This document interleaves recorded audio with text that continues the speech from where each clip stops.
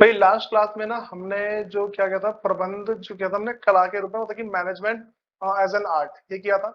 तो यहाँ तक हमारा हो गया था। आज जो है ना इस चैप्टर को जहां तक पॉसिबल हो हम एंड करेंगे। ठीक है।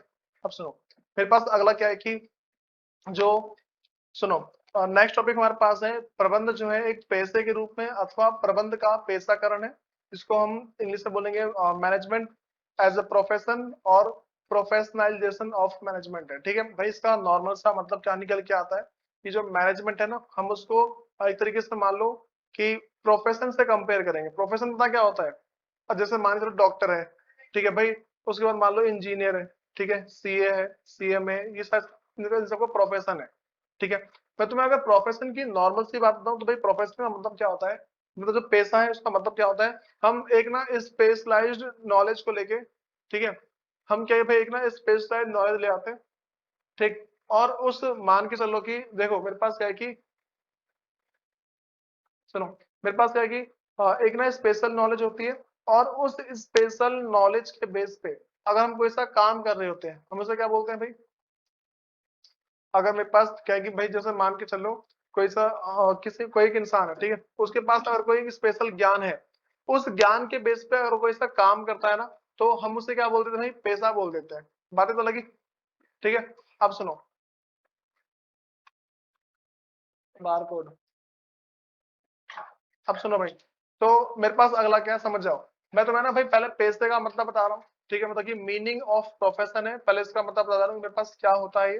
देखो भाई, पेशे का मेरे पास मतलब क्या लिखा है, एक बार हिंदी में फिर इंग्लिश में कह रहे कि प्रबंध की प्रकृति के संबंध में एक और महत्वपूर्ण प्रश्न ये उठता है। भाई देखो, सबसे पहली बात ना हमें ध्यान रख के चलना है कि अगर हम प्रबंध से कंपेयर, देखो हम सबको किससे कंपेयर कर रहे हैं, हर एक चीज को हम मैनेजमेंट से कंपेयर कर रहे हैं। ये बातें तो लग रही है।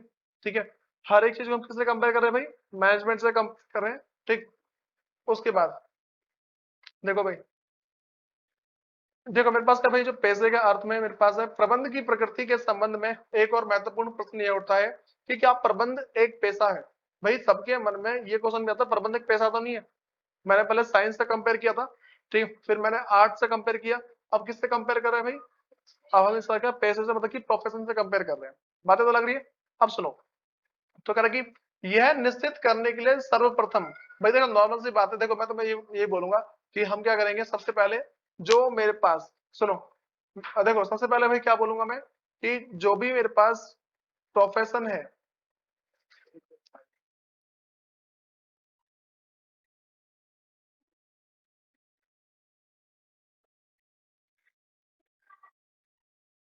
सुनो भाई, देखो मैं क्या बोलूंगा कि सबसे पहले ना जैसे मान लो कि मैं जो भी मेरे पास जो पैसा है, जो प्रोफेशन है, उसकी जो भी विशेषता है, जो उनके फीचर्स हैं, ठीक, या फिर जो उनके कैरेक्टरिस्टिक्स हैं, उन सबको हम पहले कंपेयर करते हैं मैनेजमेंट से। मैंने हमेशा बताया कि जब भी तुम्हें अगर ना जैसे बोलो कि मैनेजमेंट एज एन साइंस, ठीक है, फिर आगे मैनेजमेंट एज एन आर्ट, ठीक है, या फिर बोल दो कि मैनेजमेंट एज अ प्रोफेशन, अगर हमें कभी भी इन तीनों को मतलब कि करना होता है, जब भी हम प्रबंध को किसी और से कंपेयर करते हैं, बातें तो लग रही है, जब भी हम प्रबंध को किसी और से कंपेयर करते हैं, इन दैट केस हमें दोनों की विशेषता को कंपेयर करना होता है। ठीक है, दोनों की जो फीचर्स है ना, हम क्या उसको कंपेयर करते हैं। बातें तो लग गई। अब सुनो, देखो मैं कह रहा कि हाँ, प्रबंध की प्रकृति के संबंध में एक और महत्वपूर्ण प्रश्न यह उठता है। ठीक है, देखो वैसे छोटी नॉर्मल सी बात है, यहाँ मेरे पास ना इस पे आ जाओ, टूल किट दिखा तो मैं टूल किट नंबर 7 है, उस पे आ जाओ एक बार। देखो भाई, उसके अंदर क्या लिखा हुआ है,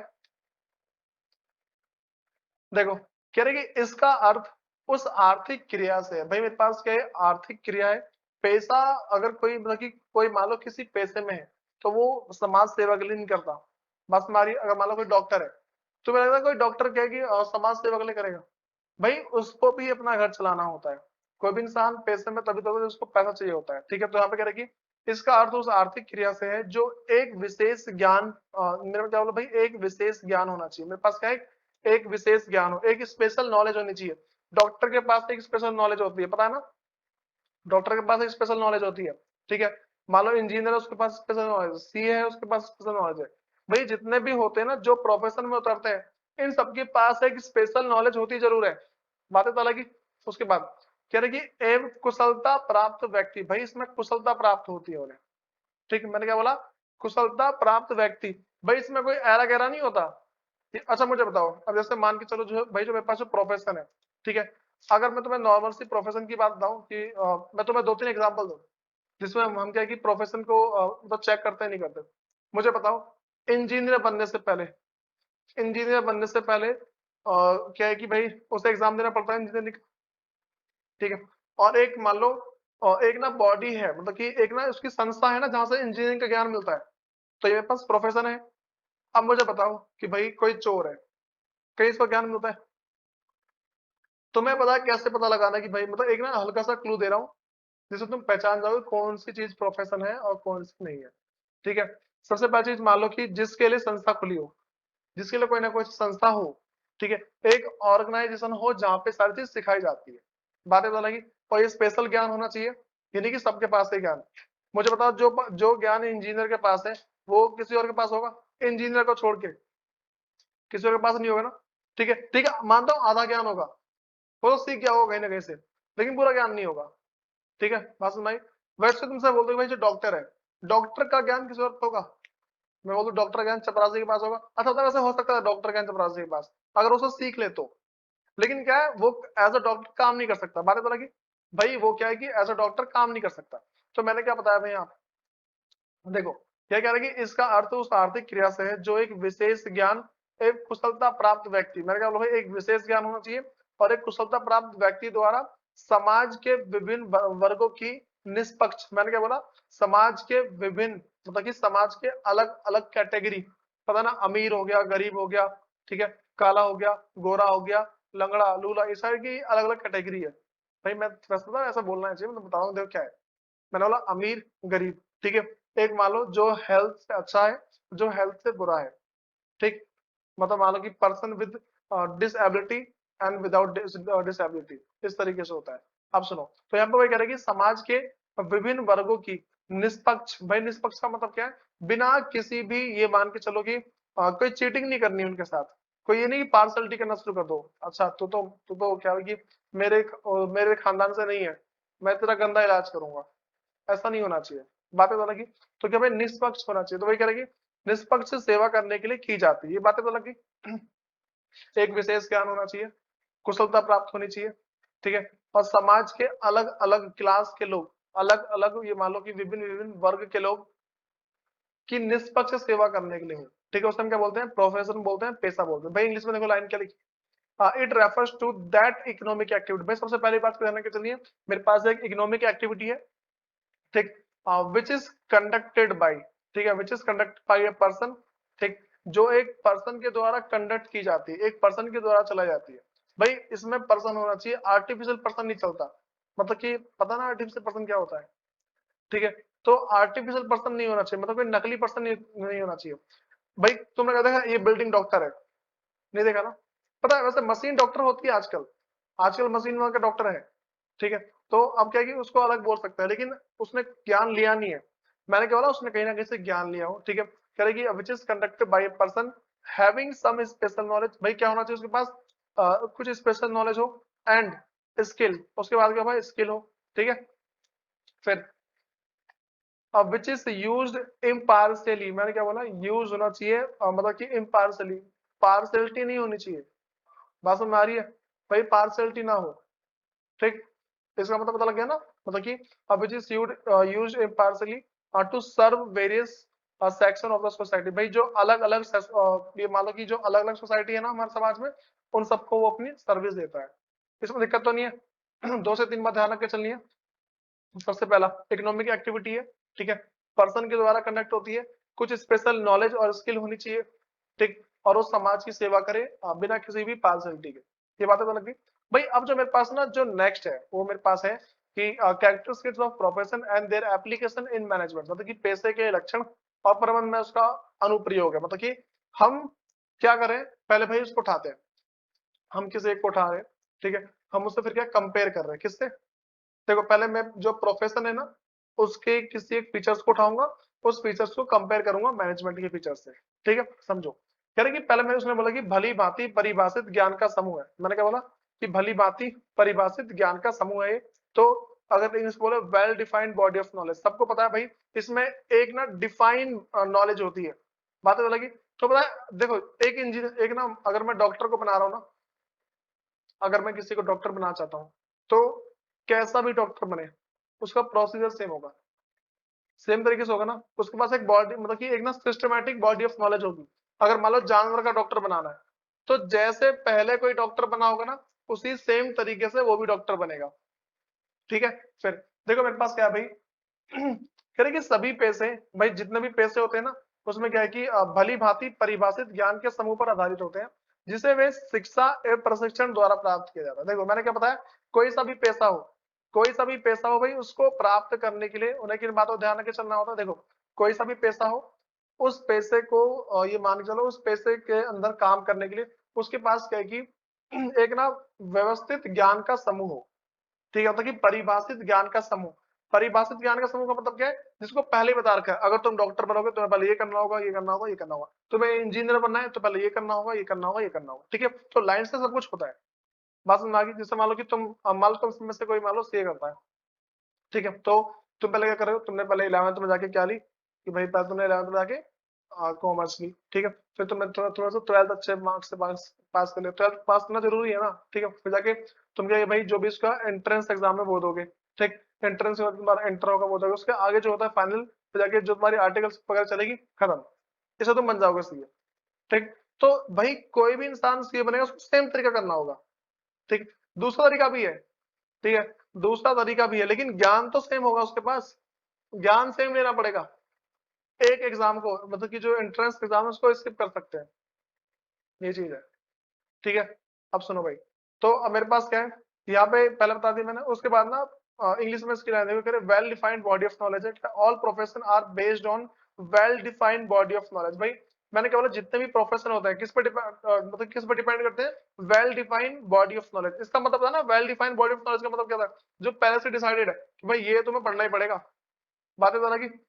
अच्छा, वो अलग बात है कि जहां से मान लो कि 100 साल पहले उस डॉक्टर बनने के लिए कम पढ़ाई करनी पड़ी थी, अब ज्यादा पढ़ाई करनी पड़ती है, वो बातें अलग है। ठीक है, लेकिन प्रोसेस क्या है, सेम है। उस टाइम जो डॉक्टर बने होंगे ना, उन सब ने सेम तरीके से बने होंगे, और इस टाइम जो डॉक्टर बने वो शायद सारे सेम तरीके से बने। ठीक है, अब मेरे पास करेगी दैट कैन बी एक्वायर्ड। भाई वो उस चीज को कहाँ से, मतलब कि एक्वायर कर सकते हैं, कहाँ से प्राप्त कर सकते हैं, फ्रॉम एजुकेशन एंड ट्रेनिंग। भाई ये तो होता है, पहले एजुकेशन ले ली, उसके बाद ट्रेनिंग पे जाते हैं। कोई भी जो डॉक्टर होता है ना, बुक पढ़ के ऑपरेशन नहीं करता वो, पहले बुक पढ़ लेगा, सारा सारा ज्ञान ले लेगा। ज्ञान लेने के बाद क्या भाई, उसके आगे जाके बढ़ के वो उसको क्या है कि बॉडी दी जाती है, भाई इस पे एक्सपेरिमेंट करो, जो भी इस पे अपने जो भी प्रैक्टिकल वगैरह दो, मतलब वो जो भी जितने पार्ट्स होते हैं ना, जितना इंसान का करना होता है वो सारा सारा करता है उसमें। ठीक है, उन्हें एक डेड बॉडी दे दी जाती है, उसकी भाई सारा एक्सपेरिमेंट चलते रहते हैं। ठीक है, बातें तो लगी। और जिनका दिल कमजोर होता है ना, वो डॉक्टर नहीं बन पाते। सुनो भाई, अपना मैं क्या, पैसे का मतलब कि प्रबंध का पैसे के रूप में परीक्षण है, और testing of management as a profession. भाई मुझे बताओ कि अगर मैं नॉर्मल सी बात कर दूं, मैनेजमेंट के अंदर पहले से ही सिस्टमैटिक बॉडी ऑफ नॉलेज है या नहीं है? मैनेजमेंट के अंदर है, नॉर्मल सी बात है। उसमें भी देखना पड़ता है, पहले ये सीखो, ये सीखो, ये सीखो, मतलब सब कुछ है मैनेजमेंट के अंदर। ठीक, जैसे मैं तुम्हें ना अगर उसका मान लो कि एग्जांपल देके चलूं, भाई मैनेजमेंट के ना बहुत सारे इंस्टीट्यूट में, मतलब कि मेरे पास है, और जैसे मान लो इंडियन इंस्टीट्यूट ऑफ मैनेजमेंट है, जिसको IIMS बोलते हैं। ठीक है, ये हमारा ऐसा इंस्टीट्यूट है जो मैनेजमेंट सिखाता है। तो सिस्टमैटिक बॉडी ऑफ नॉलेज हो गई ना, बातें तो लगी। तो यहाँ पे देखो क्या लिखा है, एक बार आप पहले हिंदी में देख लो, कह रहा है प्रबंध व्यवस्थित ज्ञान समूह पर आधारित है। भाई प्रबंध भी व्यवस्थित ज्ञान समूह पर आधारित है। ठीक है, इसके अपने प्रयोग पर आधारित सिद्धांत है। भाई इसके भी अलग अलग सिद्धांत है। अच्छा, ये जो सिद्धांत मैंने बताया ना कि इसके ये जो इसको एक बार ना हाईलाइट कर, मतलब थोड़ा सा ना हाईलाइट कर लो उसको। ठीक है, पेन से पेंसिल से ना कर लो। भाई इसके ऊपर पूरा चैप्टर है, मैं तुमसे कहता ना एक एक वर्ड के ऊपर चैप्टर होता है। ठीक है, इसमें पूरा चैप्टर है, मतलब कि ये मानो कि प्रबंध के अपने प्रयोग आधारित सिद्धांत होते हैं। भाई तुम्हारा इसका जो नेक्स्ट चैप्टर है ना, वो इसी के ऊपर है, प्रबंध के सिद्धांत है। ठीक है, कह रहे कि यह ज्ञान विभिन्न, पूछ रहा कुछ, सुनो, कह रहे कि यह ज्ञान विभिन्न शिक्षण संस्थाओं पर अर्जित किया जाता है। भाई बताओ, जो मैनेजमेंट है उसको कहीं ना कहीं से सीखा जाता है ना। मैंने क्या बताया कि भाई यहाँ पे कह रहा है कि प्रबंध शिक्षा प्रदान करने के लिए भारत में भारतीय प्रबंध संस्थान, जिसको बोलते हैं इंडियन इंस्टीट्यूट ऑफ मैनेजमेंट, जिसको IIMS बोलते हैं, तो इसको स्थापित किए गए। ये बातें तो लग रही है। जैसे मान के चलो कि इंजीनियर बनने के लिए कॉलेज है, ठीक है। सीए बनने के लिए भी उसकी अलग से पढ़ाई होती है, ठीक। वैसे बोल तो डॉक्टर बनने के लिए अलग से पढ़ाई होती है, तो मैनेजमेंट के लिए भी अलग से पढ़ाई। तो भाई अगर मैं इस पॉइंट के बेस पे बोलूं तो मैं क्या बोल सकता हूँ कि भाई देखो, अगर सिर्फ इस पॉइंट मतलब सिस्टमाइज्ड बॉडी ऑफ नॉलेज के अगर बेस से बोलूं ना, या फिर well defined body of knowledge के बेस पे बोलूं, तो वी कैन से दैट कि भाई जो हमारे पास प्रोफेशन है उसको हम मैनेजमेंट बोल सकते हैं, पहले पॉइंट के हिसाब से। मतलब कि भली भांति परिभाषित ज्ञान के समूह के आधार पर अगर हम बोले, तो इसके हिसाब से हम क्या है कि जो प्रोफेशन है हम उसको मैनेजमेंट से मतलब बोल सकते हैं, हमें प्रोफेशनल मैनेजमेंट है, ठीक है। उसके बाद इसके ना अंदर जो इंग्लिश की कुछ वर्डिंग है वो देख लो। कह रहे कि management is based on systematic body of knowledge, ठीक है। बात समझ आ रही है भाई? जो मेरे पास मैनेजमेंट है वो क्या है कि सिस्टमैटिक बॉडी ऑफ नॉलेज पे डिपेंड करती है। उसके बाद it has its own principle, भाई इसके अपने खुद के सिद्धांत होते हैं। मैंने क्या होता सिद्धांत के ऊपर पूरा चैप्टर है, ठीक है। जिसका अगला चैप्टर होगा भाई पूरा सिद्धांत के ऊपर है। उसके बाद कह रहे कि बेस्ड ऑन एक्सपेरिमेंट, भाई तुम्हें सारी बात पता है ना, जितने भी हमारे पास प्रोफेशन जो मैनेजमेंट है, ठीक है, मैनेजमेंट के अंदर जो भी चीजें होती है वो एक्सपेरिमेंट बेस्ड होती है। ये जो मैंने तुम्हें बहुत सारे एग्जाम्पल पहले याद है पुरानी क्लास, मतलब कि एक को बाइक दे दी, गिफ्ट कर दी, तो भाई ये भी तो एक्सपेरिमेंट के बेस पे हुआ होगा, ठीक है। अब मान लो कि भाई किसी को कोई ना पूरा साल एकदम लग के काम कर रहा है, तो और लोग मान लो कि एक कंपनी में 100 एम्प्लॉय है, ठीक, उसमें से एक जना पूरा साल लग के काम कर रहा है और बाकी जना नहीं कर रहे, तो मैनेजर ने कहा अच्छा है तो अच्छा काम कर रहा है, ठीक है। उसको 1 महीने की ट्रिप दे दी, जितना खर्चा हो रहा सारा सारा कंपनी झेलेगी, जाओ तुम घूमने, ठीक है।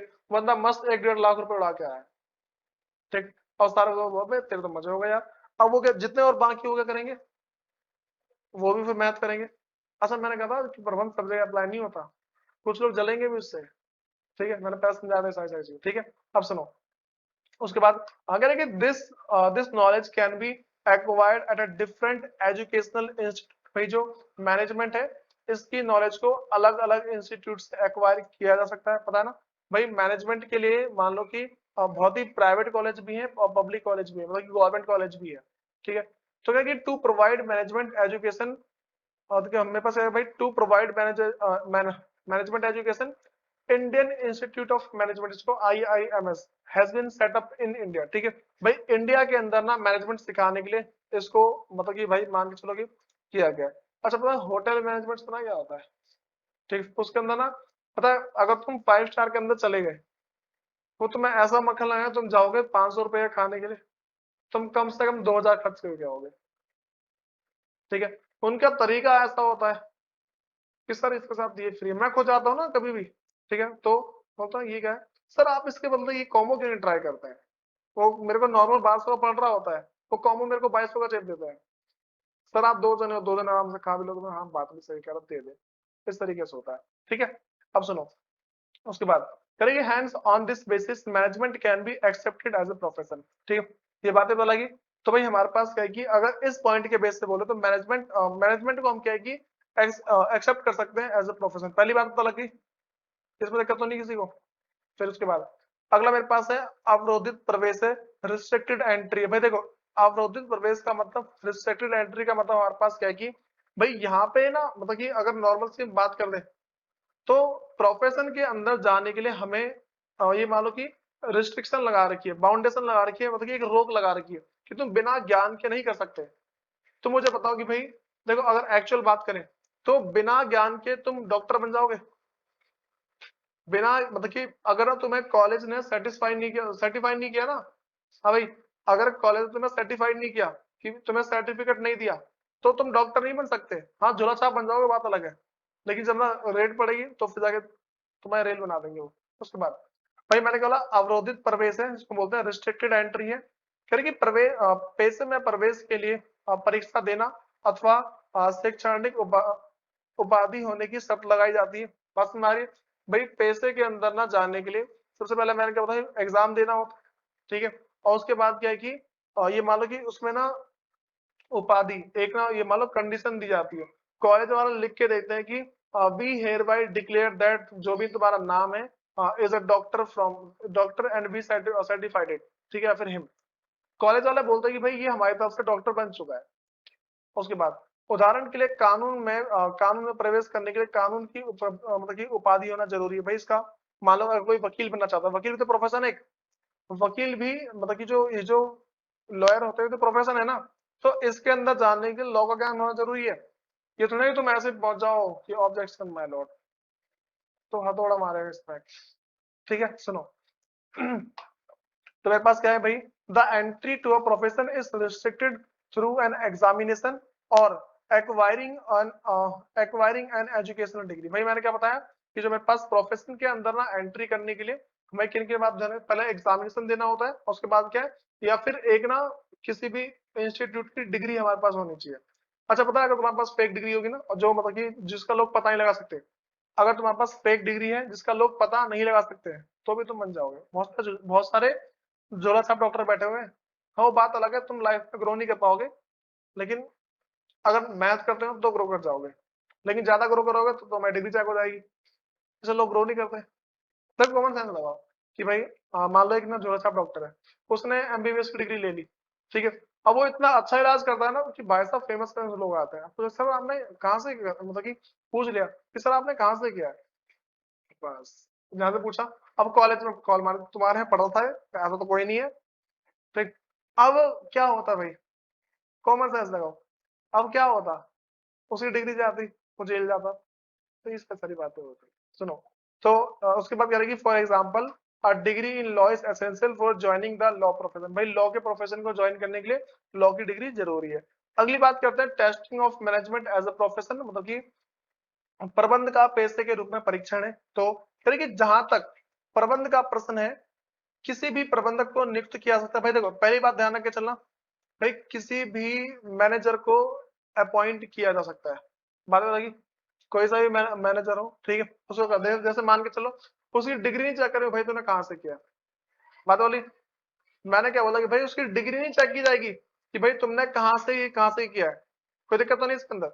अब मैं तुम्हें भाई देखो, मैं तुम्हें नॉर्मल सी बात ऐसे बोल दूं कि भाई अगर ये मान लो कि चार दोस्त हैं, तो दो दोस्त मान लो, चार करेला, दो दोस्त हैं। एक ने बहुत ही अच्छे कॉलेज से और भाई वो मान लो मैनेजमेंट का कोर्स किया हुआ है, और एक बंदा है जिसको 40 साल का एक्सपीरियंस है।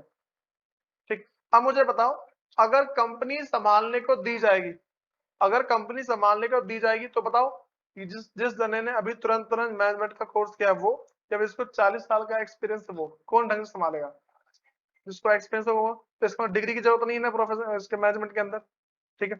तो यहाँ पे वही कह रहा है कि जहां तक प्रबंध का प्रश्न है, किसी को भी प्रबंधक नियुक्त किया जा सकता है, कह रहे कि चाहे उसको कोई, देखो कह रहे कि चाहे उसकी कोई शैक्षिक योग्यता हो या ना हो। ठीक है। कह रहे कि अतः इस आधार पर प्रबंध को पेशा नहीं माना जा सकता है। ठीक है। इस पॉइंट के बेस पे बोले तो हम जो मेरे पास प्रबंध है उसको पेशा नहीं बोल सकते हैं। ठीक है। आप सुनो इंग्लिश में क्या है मेरे पास, कह रहे कि as far the management is concern.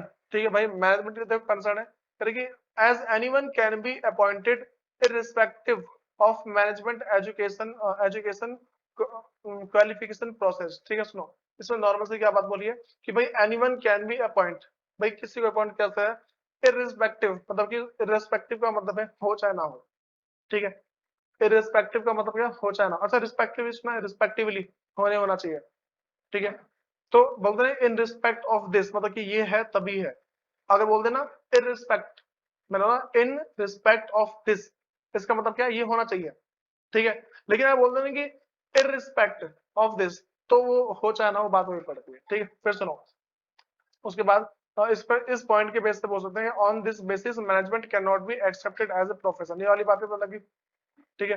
और उसके बाद मेरे पास अगला पॉइंट है पेशेवर संघ की बात करते हैं। ठीक है।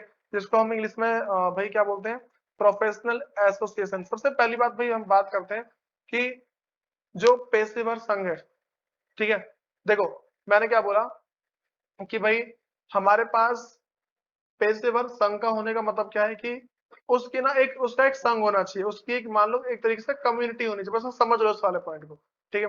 वैसे रीडिंग करवा सकता हूँ, कोई दिक्कत नहीं है, लेकिन इसको समझो पहले।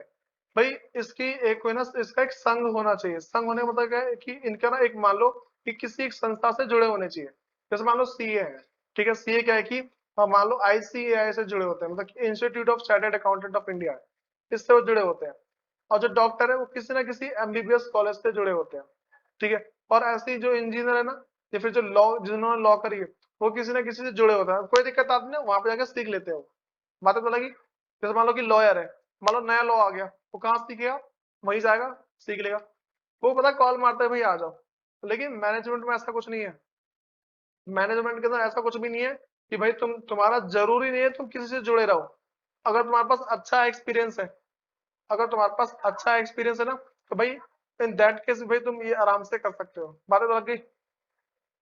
अगर तुम्हारे पास अच्छा एक्सपीरियंस है, जरूरी नहीं है फिर तुम किसी के साथ जुड़ो। भाई मैनेजमेंट के अंदर मुझे बताओ क्या नई चीज आएगी? कोई नई चीज तो नहीं आएगी। कि भाई ऐसे थोड़ी ना कि हाँ भाई अब मैनेजमेंट का कॉलेज है, उसके अंदर एक नई बात पता लगी है कि तुम अपने एम्प्लॉय को, मतलब कि मान लो सेंटर फ्रेश खिलाओ। ठीक है। तुम क्या है कि उनको चिकन खिलाओ, उससे वो तेज काम करेंगे। अब ये सीखने थोड़ी जाएंगे, वो तो खुद एक्सपेरिमेंट करेंगे, उसको बेस पे कर लेंगे। ठीक है। भाई देखो इस वाले पॉइंट को एक बार देख लेना, कोई ज्यादा वो बड़ी बात नहीं है, बस थोड़ा उस तरीके से। अगला मेरे पास है, इसको हम बोलते हैं एथिकल कोड ऑफ कंडक्ट है, जिसको नैतिक आचार संहिता बोलते हैं। इसका मतलब सुनो भाई, प्रोफेशन के अंदर ना, प्रोफेशन के अंदर देखो इसमें नैतिक आचार, मतलब कि आचार संहिता का मतलब हमारे पास क्या है? आचार नहीं, आचार है। ठीक है। अब सुनो, इसको बोलते हैं एथिकल कोड ऑफ कंडक्ट है, समझाओ। भाई एथिकल कोड ऑफ कंडक्ट का मतलब क्या है? बस मैं इसमें पहली लाइन समझा रहा हूँ। इसमें मेरे पास लिखा है कि एक पेशे के सदस्य निर्धारित आचार संहिता का पालन करने के लिए बाध्य होते हैं। ठीक है। इसका मतलब ये है कि भाई अगर कोई किसी प्रोफेशन के अंदर है, उसको कुछ बातें फॉलो करनी होती है। ठीक है। बात समझ आ रही है? अगर कोई एक पेशे के अंदर है, उसको कुछ बातें फॉलो करनी है। देखो क्या लिखा है कि member of profession are bound to follow a code of conduct. भाई उन्हें क्या कुछ कुछ रूल फॉलो करने होते हैं। बातें तो लगी। जो भी हमारे पास एक प्रोफेशन में, उसको रूल फॉलो करने होते हैं। लेकिन मैनेजमेंट की बात करते हैं, इसमें कोई रूल नहीं फॉलो करने होते। बातें तो लगी। तो मेरे पास क्या भाई, प्रबंध का पेशे के रूप में परीक्षण करेगी। जहां तक प्रबंध का प्रश्न है, इसके संबंध में कोई आचार संहिता निश्चित नहीं की गई है। भाई इसमें ना कोई बात डिसाइड नहीं की, तुम ये नहीं करोगे, तुम ये नहीं करोगे, तुम एम्प्लॉय को थप्पड़ नहीं मारोगे, इसमें कोई डिसाइड नहीं कर रखा है। तो मारो थप्पड़, वो बाद में तो बाहर जाके कूट दे, वो बात अलग है। ठीक है। बात समझ में आ रही है? तो जो मैनेजमेंट है, उसके अंदर कोई भी एथिकल कोड ऑफ कंडक्ट नहीं है, मतलब कि कोई भी नैतिक आचार संहिता नहीं है। ठीक। तुम्हें जिस तरीके से काम करना है करो। भाई हर एक जगह ना एक बाउंडेशन होती है। तुम कोई सा भी काम कर लो, उसके अंदर भाई एक बाउंडेशन है कि भाई तुम्हें काम ऐसे करना है, ऐसे करना है, ऐसे करना है। कि जैसे मान लो डॉक्टर है। ठीक है। अब डॉक्टर थोड़ा ना कि भाई वो बिना ऑक्सीजन मास्क का है, मतलब कि करे जा रहा ऑपरेशन उसका। कुछ कुछ बाउंडेशन होती है। जैसे मान के चलो, दूसरी बात बताता हूँ कि अगर कोई क्रिमिनल है, तो पहले वो FIR देखेगा, चाहे इसकी FIR वगैरह सारी सारी, तो उसके बाद तो करता है ना वो। तो इसके इसके अंदर क्या भाई, एथिकल कोड ऑफ कंडक्ट है। बात पता लगी। इसके अंदर मेरे पास नैतिक आचार संहिता है, मतलब कि तुम्हें ना कुछ कुछ बातों का ध्यान रख के चलना है। लेकिन जो मैनेजमेंट है, उसके अंदर ऐसा कुछ नहीं होता। ठीक है। कोई दिक्कत तो नहीं इसमें। अगला पॉइंट मेरे पास है। अच्छा, इसके बेस पे हम बोल सकते हैं कि है कि नहीं है? नहीं बोल सकते ना, इसके बेस पे बोल सकते हैं भाई जो मैनेजमेंट है वो प्रोफेशन नहीं है। दो पॉइंट हमारे नेगेटिव निकल गए। नेक्स्ट मेरे पास है, सुनो।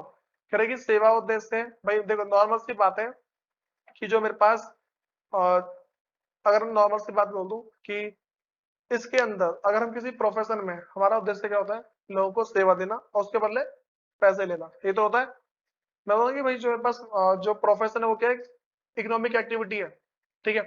तो कह रहा है कि उद्देश्य सेवा, एक पैसे का उद्देश्य समाज सेवा होता है। ठीक है। एक जो पैसा है, उसका उद्देश्य क्या? समाज सेवा। वैसे पागल बना रहे हैं बुक के अंदर भी। ठीक है। कोई नहीं करता ऐसे सेवा। वो पहले बोले पहले पैसे लाओ। भाई वैसे पता नॉर्मली क्या होना चाहिए कि ठीक है पैसे थोड़ा सा बाद में लेके काम चला लो, लेकिन वो पहले पैसा चाहिए होता है। भाई उन्हें अपना घर चलाना है, नॉर्मल सी बात है। ठीक है। सुनो, तो भाई यहाँ मेरे पास क्या है कि एक पैसे का मुख्य उद्देश्य समाज सेवा होता है। उदाहरण के लिए तो कह रहे निसंकोच एक डॉक्टर अपनी आजीविका चलाने के लिए पैसे में प्रवेश करता है, लेकिन यह सुनिश्चित करना कि उसके रोगियों के साथ न्याय हो, उसका मुख्य उद्देश्य। देखो भाई, माना कि जो डॉक्टर है ना, वो क्या है कि पैसा कमाने के लिए उस प्रोफेशन में आया है, लेकिन जो रोगी है, जो उसके जो पेशेंट है, उन सब के साथ अच्छा व्यवहार हो, उनके साथ अच्छा कोई डॉक्टर है थोड़ी सोचता कि मेरे पास आ गया, इसको बुखार है, अबे मर जाए, मैं किडनी निकाल के बेच दूंगा। ठीक है। तो ऐसा तो नहीं सोचता। हाँ भाई, तुम सब बोले सोचता। जब कोरोना के केस था, कितने सारे ऐसे केस आए थे। लोगों को जबरदस्ती मार दिया था, किडनी निकाल निकाल के बेच रहे थे भाई। उस टाइम बहुत सारे डॉक्टर अमीर हुए हैं। यूपी में 17-18 केस आए हैं, ठीक है। 17-18 ऐसे डॉक्टर हैं जिन्होंने बहुत सारे लोगों को जानबूझ के मार दिया कि भाई कोरोना था इसको, अब मर गए, गया। अरे यार सुनो, तो मैंने कहा भाई सर्विस मोटिव है, सुन जाओ। मैंने क्या बोला कि सर्विस मोटिव है। तो the main objective of profession is to serve the society. भाई सोसाइटी को सर्व करना है, मतलब सोसाइटी को अच्छी सर्विस देनी है। फॉर एग्जाम्पल भाई एक जो नॉर्मल सी बात है कि no doubt a doctor follow his profession for his living but ensure that his patient get injustice। भाई नॉर्मल सी बात है, एक जो डॉक्टर है ना वो भले ठीक है पैसा कमाने के लिए आया है, लेकिन वो इस बात को भी इंश्योर करता है कि उसके पेशेंट के साथ इनजस्टिस हो, ठीक है। ये बातें तो लगी। अब भाई इसको अगर हम ना उससे कंपेयर करते हैं, देखो तो यहाँ पे क्या रखी, यद्यपि लाभ को अधिकतम करना प्रबंधन का मुख्य उद्देश्य है। भाई जो एक मैनेजर है उसका मेन ऑब्जेक्टिव क्या होता है कि प्रॉफिट जितना ज्यादा बढ़ा सके उतना ज्यादा बढ़ाए, ठीक है। उसके बाद लेकिन आजकल ये सत्य नहीं है और तेजी से परिवर्तित हो रहा है।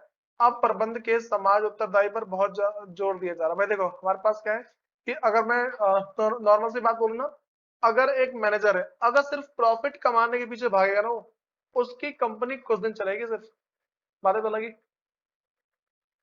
ठीक है। मैं तुम्हें एक बात बताता हूँ, देखो सबसे मैं अपना खुद का लाइव एग्जांपल देता हूँ, ठीक।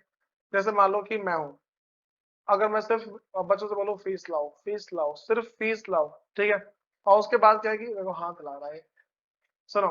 अब क्या है कि मैं पढ़ाऊँ ना, ठीक है। वो बात अलग है, कुछ बच्चे सुबह सुबह नहीं आ पाते हैं, ठीक है।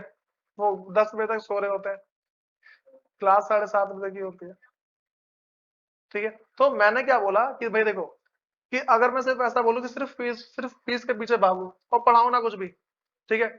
तो भाई मुझे बताओ मेरा जो कोचिंग है कितने दिन तक चलेगा, मुश्किल मुश्किल 1-2 साल, ठीक है। उसके बाद तय कर जाएगा, ठीक है। बात तो लग रही है, ठीक है। तो अरे नहीं, जैसे बड़े बच्चे हैं वो समझदार होते हैं, ठीक है। छोटे बच्चे थोड़े, अरे नहीं बड़े बच्चे चले जाएंगे, ठीक है, छोटे थोड़े नहीं रह पाएंगे, ऐसा भी तो होता है। भाई मैं तुम्हें इतनी गारंटी दे रहा हूँ कि इतने सारे कोचिंग ऐसे हैं कि भाई कुछ नहीं पढ़ा रहे हो। मेरे पास जो नए नए बच्चे आते हैं मैं उनको टेस्ट लेता हूँ ना, उनको ये मान के चलो एडिशन फ्रैक्शन नहीं आ रहे होते हैं, सबसे छोटा क्वेश्चन नहीं आ रहा होता है। बात में आ गई। अब पता है एक नया मेरे पास बच्चा आया, मैं उसको बोला बेटा बताओ 0+0 कितना होता है, भैया 2 0 होते हैं। एक ने बोला 0+0 1 होता है, ठीक। और पता है अब देखो मैं हमेशा मैथ सुनो, मैं मैथ्स के अंदर क्या सिखाता हूँ, मैं मैथ्स में सिखाता हूँ कि बच्चों जब भी हम ना, मतलब कि जैसे मैं तुमसे बोल दूं कि 3 में से 8 माइनस कर दो, मैं बताऊँ 3 में से 8 माइनस, हम क्या बोलते हैं कि बड़े नंबर में से छोटा नंबर माइनस करते हैं, जो बड़े का हिस्सा ना हो तो बोले कि माइनस का 5 आएगा। जो नए बच्चा रहता है क्या बोलते हैं, भैया यहाँ पे 0 आएगा। और मेरी बात मान ही नहीं होते, नहीं मेरी बात नहीं मान रहे होते कि भैया आप गलत पढ़ा रहे हो, ठीक है। ऐसी बातें होती है। सुनो भाई देखो तो यहाँ अच्छा मुझे बताओ कि अ, अगर मैं इस पॉइंट के बेस से बोलूं, देखो मैंने क्या बोला कि भाई देखो पहले ऐसा होता था कि मैनेजमेंट का मेन मोटिव क्या था, प्रॉफिट कमाना, ठीक है। तो अब जो हमारे पास है ना, ठीक है, अब जो मेरे पास अगला है, ठीक है, मेरे पास क्या है भाई प्रबंध के जो सामाजिक उत्तरदायित्व पर भाई क्या देखो, अब जो है ना जो प्रबंध है उस पे क्या है बहुत ही ज्यादा जोर दिया जाता है। समाज के सेवा पे क्या है भाई अपना, देखिए जैसे मान के चलो मैं क्या बोल रहा हूँ, अब जो है ना समाज के सेवा पे बहुत ही ज्यादा जोर दिया जाता है, कोई दिक्कत तो नहीं इसमें,